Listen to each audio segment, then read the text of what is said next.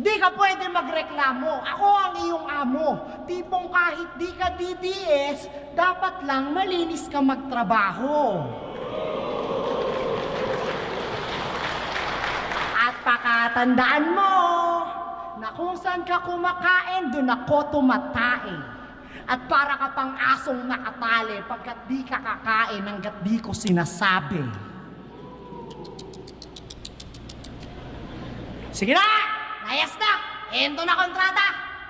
Yang sa lupa ng mga Bisaya, ilabas nyo na yung persona non grata.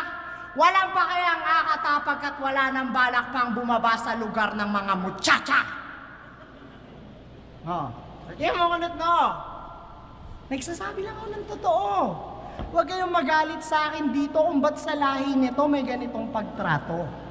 Lawakan yung mga isip nyo nang mas makita nyo yung mas malaking litra.